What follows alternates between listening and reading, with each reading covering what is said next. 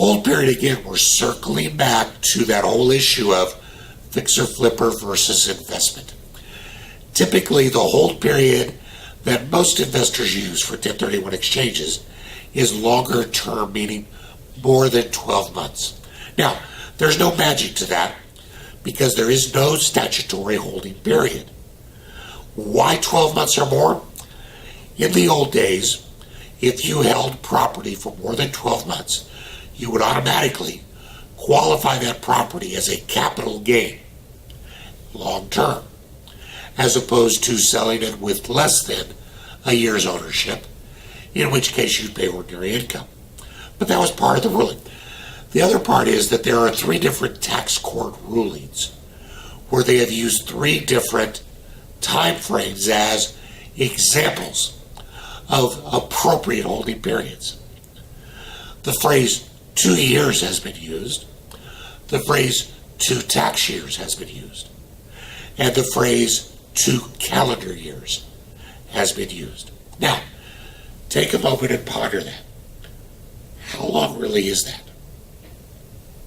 Well, it could be 730 days, right? 2 full years.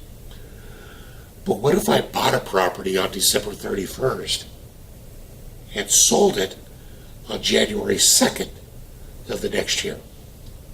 How long did I own that property? 3 days. So, statutorily, it's very, very difficult to put a time period down other than to say longer is better rather than shorter. Because the key word that the entire statute hinges upon is the word intent. You are going to sell property that it has been your intent to hold for productive use in trade, business, or for investment. And you're going to purchase new property that you intend to hold for productive use in trade, business, or investment.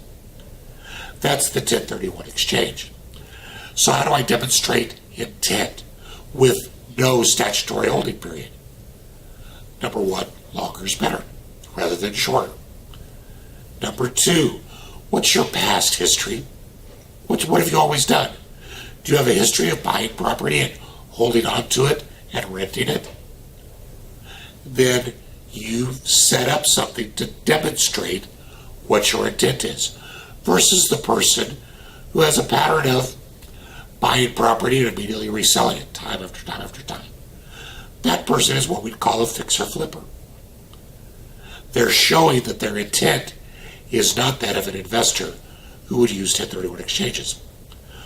What about a letter to your accountant saying, I bought this piece of property, I'm so excited to have it as a rental? What are you telling your accountant? That it's your intent to hold it for productive use. Now, is there a reason why that property might end up being better off to be sold fairly shortly? Sure. What if someone walked down the street and saw you getting it ready for your first tenant and said, gosh, I'll give you double your money? Would you be silly to pass that up? Maybe, maybe not.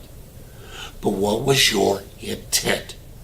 The fact that they're offering you obscene amounts of money as an unsolicited offer does not mean that you intended to do that all along.